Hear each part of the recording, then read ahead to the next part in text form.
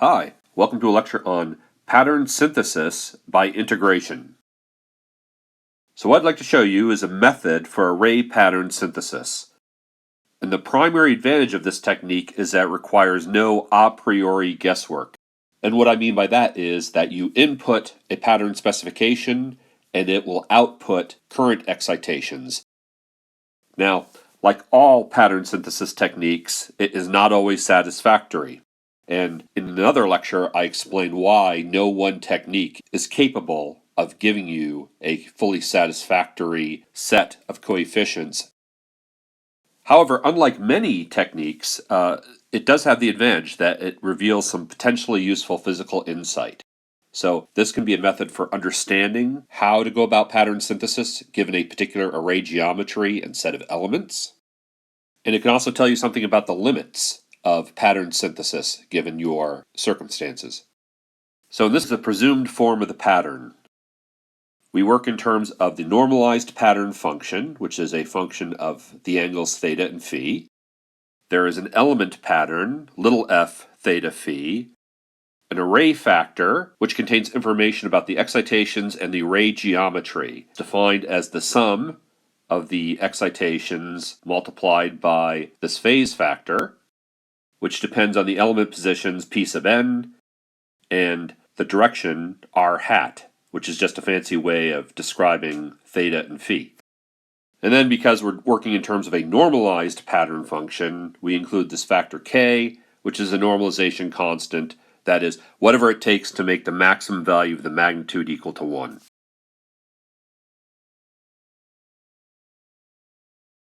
So, when we talk about pattern synthesis, in this context, we mean finding the I sub n's, the excitations, which make the normalized pattern function as close as possible to a specified pattern, and we call that specified pattern f sub g.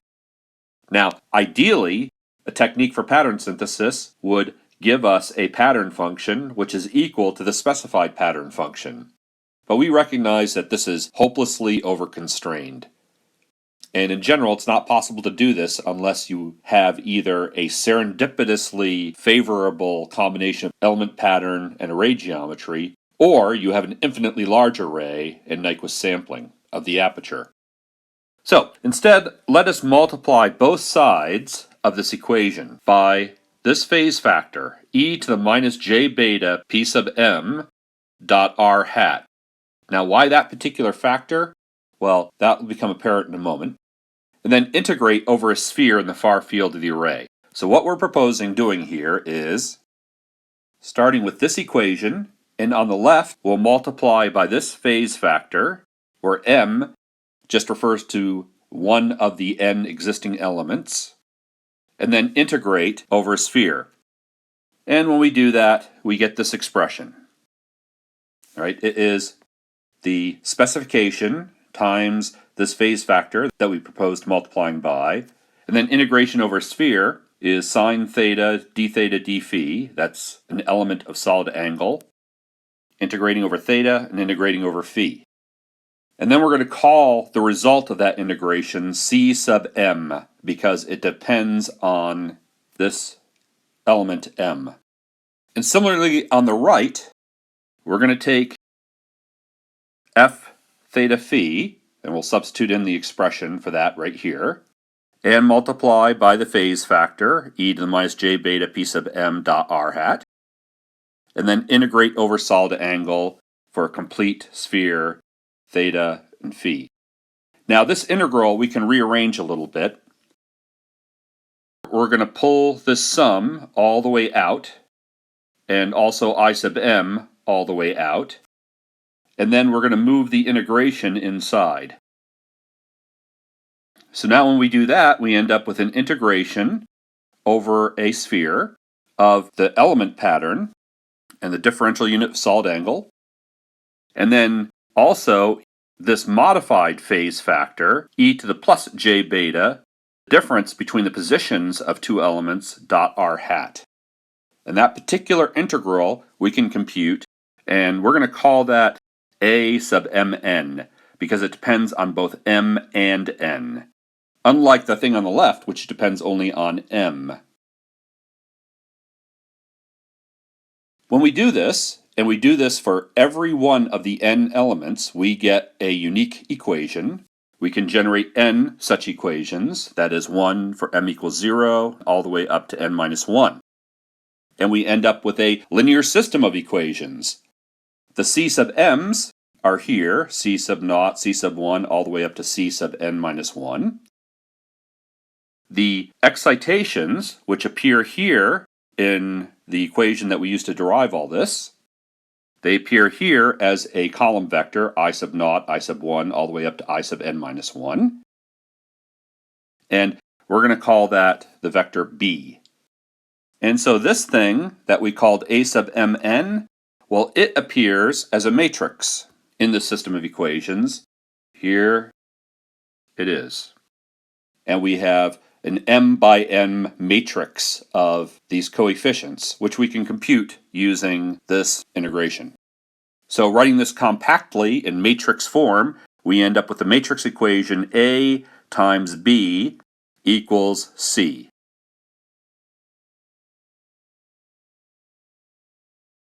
So the solution is simply B equals the inverse of this square matrix A, right multiplied by C. I can write C out here again, just to be explicit. Integration over a sphere of the pattern specification, f sub g, times its phase factor, indicating element geometry within the array. And if you look at this for a moment, you might realize that this looks a lot like a Fourier transform, and I'll tell you that's no coincidence.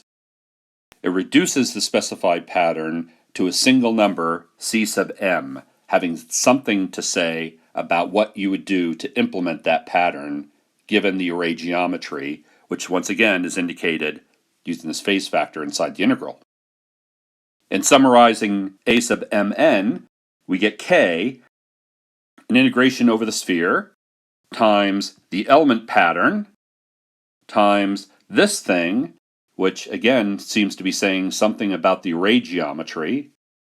And the way to look at this is it is essentially an alternative description of the array. In other words, geometry and element pattern are represented here, but not the excitations. So the a sub mn's are in some way describing the array in a way which is independent of the excitations. Now you might ponder what this p sub n minus p sub m business is. Well, it is often described as a baseline. And the baselines are all the possible ways that two elements are separated within the array. So yet another way to think about a sub mn is that it is an integration over these baselines for every possible baseline between two elements. Mathematically, this procedure can be viewed as a projection of the desired pattern, f sub g, onto the space of possible patterns that can be supported by the available baselines in the element pattern. From a linear algebra point of view, you are projecting the pattern that you are specifying onto the space of possible patterns and then finding the best fit. It is essentially a least squares fit, but in a very generalized way. And this is a good place to underscore the fact that we should not expect that the solution to this equation that we've derived will give us exactly the pattern that we specified. We expect error because we know this is hopelessly overconstrained. In other words, it's important to realize and keep in mind that the solution to our equation will not lead to the original problem statement being satisfied, except in a few special cases, like if you have an infinitely large array. Okay, so a demonstration. What we will try to do is maximize gain in a specified direction, and that specified direction will be r sub naught. This pattern specification will be k, the normalization factor, times this thing, n times delta, the spatial sampling function, times sine theta. Sine theta is the element pattern, so we're talking about z-directed current moments, something we've probably addressed in previous lectures. And this array factor is simply a fancy way of saying that we want a result for the indicated pointing direction, in this case indicated as phi naught, and nothing anywhere else. So the spatial sampling function is a convenient way to do that. It bypasses the problem of saying what exactly the value should be in the desired pointing direction, but it makes clear that we want 0 everywhere else, to the extent that that's possible. So this is going to turn out to be another way of specifying maximum gain beamforming, which is the reason this makes a good example. We know how maximum gain beamforming should work. This really is a way of talking about maximum gain beamforming in the context of the problem that I've described above. So following the procedure, we compute the C sub m's. Integration over a sphere of the specified pattern times the phase factor, differential element of solid angle. Because we've used the spatial sampling function, this integral is super easy to do. It's simply equal to its argument, evaluated at the desired pointing direction. So it's quick to see that this integral reduces to this, k times n times the phase factor evaluated in the pointing direction times sine squared theta naught, where theta naught is the theta coordinate for r hat sub naught. To get the a sub mn's, it's numerical integration. There's no simple solution to that integral. You might be able to find one with enough wiggling around, but the point is to show the general method of solution here. And then compute the solution simply using matrix inversion, right multiplied by the vector of C sub m's. And then when we do all that, we will have found the I sub n's, and then we simply apply the definition to get the pattern function that will result from this. So this is a procedure we're going to follow. We're going to compute the C sub m's, get that vector.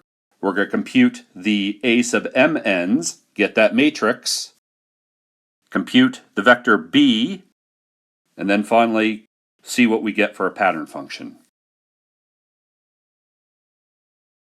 So for the array that we're going to evaluate here, we'll have 16 elements arranged as a ULA, the uniform linear array, so we can see in a simple way how this is going to work out.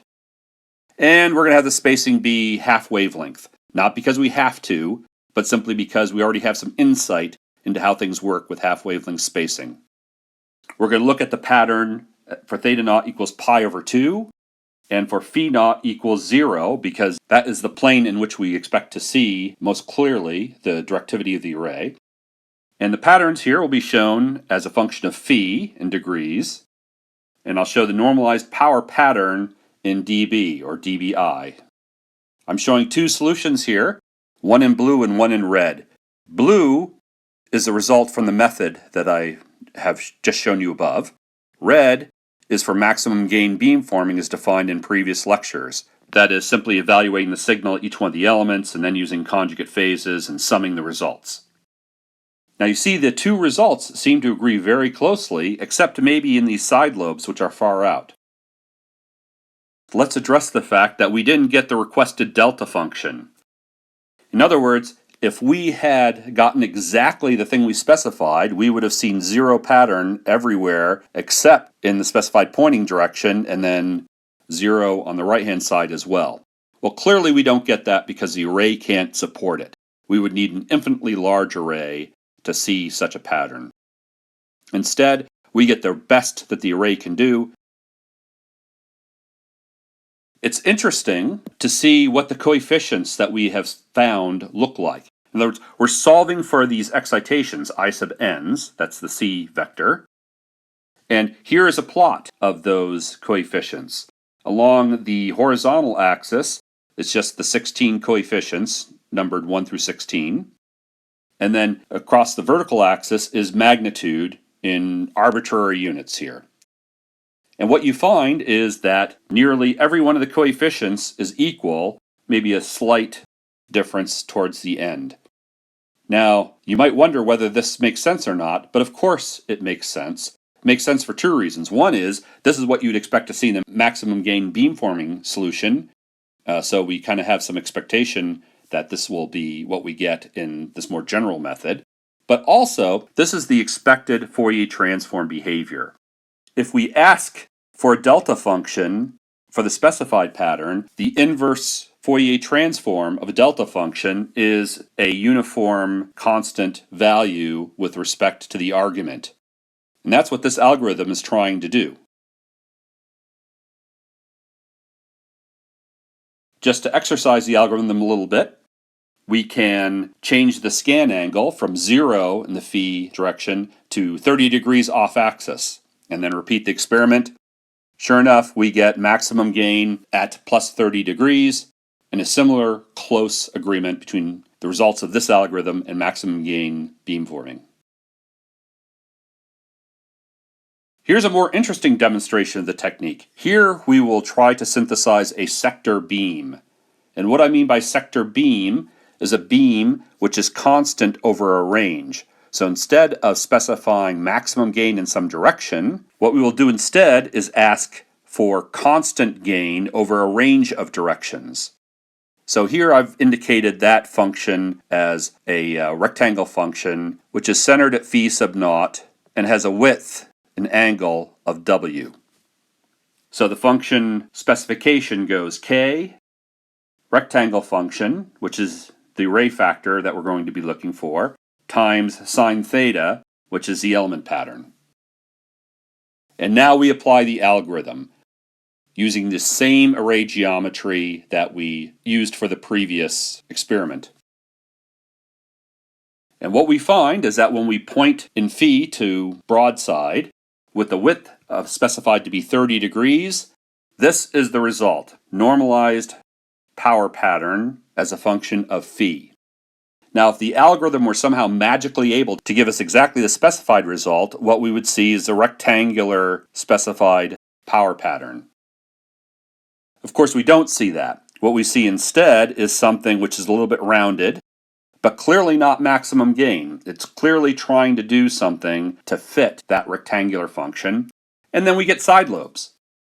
Now, an interesting thing to note here is the side lobe level. The side lobe level here, for the first side lobe, is about 26 dB down from the maximum level of the pattern. That could be anticipated. How? Through the Fourier transform relationship. Here, we're requesting a rectangular pattern. The inverse Fourier transform of a pulse, which is a rectangle, is a sinc function. In other words, if we take a pulse and we find its Fourier transform pair, we get a sinc function. So we would expect the magnitudes of the excitations to follow a sinc pattern, and in fact they do. Here are the 16 coefficients for the n equals 16 ULA, and what we find is that the magnitudes follow a sinc envelope. Same on this side. And if we made this array larger and larger, we had more and more elements spaced at lambda by 2, the closer and closer the agreement between the specified pattern and the pattern we get would be. If we made the array sufficiently large, the agreement with the rectangular pattern specification would get closer and closer. An interesting thing to do now is to scan off broadside. So we'll still ask for a 30-degree wide beam, but now we want it 30 degrees off broadside. Now when we run the algorithm, we get this business. We see side lobes, but not an exact fit, and in fact some significant distortion from the pattern specification. Certainly not symmetric with respect to the pattern specification. So what's going on here? One way to think about this is that the algorithm is like a child, and the child is trying to do what you ask, but it really doesn't understand your intent. The algorithm doesn't know that your intent is to end up with something which has a relatively flat beam. What the algorithm knows is that it has a pattern specification and that you want to minimize the error in the sense that we described previously. And if that's not what you wanted, well, then the fix is going to be to change what you've asked the algorithm to do. You're going to have to find some other way to get closer to the thing that you were probably really after, which was that flat beam. So, what can we do to improve this? What can we do to better convey our intent to the algorithm? I mean, I can give you some ideas here, but none of them are going to work perfectly. One idea is to bias the specification function. Instead of making the specification function look like this, what you could do is make the specification function look more like this and emphasize the part of the pattern that's being distorted when you compute the result. Now, this is a brute force method, to say the least, but sometimes that's what you have to do. A more elegant approach would be to add discrete constraints. In a previous lecture, I've talked about beamforming with discrete constraints. And so one thing you could do is expand the system of linear equations to specify particular values at particular directions. So what you could say is, I want 0, 0, 0, and then a whole bunch of 1s, and then 0, 0, 0, instead of asking for a continuous rectangular function. And I think you can anticipate something which is going to meet those constraints, but have a whole bunch of ripple in it. So again, there's no free lunch here, but this may give you something closer to what you wanted. Yet another approach is to apply discrete constraints, but not on the magnitudes, but rather on the first derivative of the pattern function with respect to angle. So instead of specifying the magnitudes, maybe you specify the slope of the pattern, so that you say that at each one of these points, you're not going to specify the magnitude, you're going to say the slope should be 0. And then when you do that, you're going to see that it's going to try to make the slope equal 0 there. But guess what? Then the magnitudes might vary. You can follow this down an infinitely long rabbit hole where you try to specify both the magnitudes and the slopes, but then the error will show up in other places. So there's no single algorithm that's going to give you exactly what you want. You have to be aware of all these techniques and apply them wisely, given the array geometry and the specific details of the pattern specification that are important to you. There's one other approach that you might consider, and that's to directly solve the pattern error minimization problem. In other words, argmin b, where b are the excitations, of the norm squared of the difference between the two patterns. In some sense, I mean, you can't just do it for one value, you have to do it over a range of values. And that will give you a different approach, and it'll give you different solutions. In some circumstances, this might give you what you want. The bottom line here is no free lunch, but the method I've shown you is a good way to get started in some cases. Some cases, it's a way you can iterate from this solution to what you want. And in other cases, it may not give you what you want at all, but it'll give you some insight into what's possible. That concludes this lecture on pattern synthesis by integration.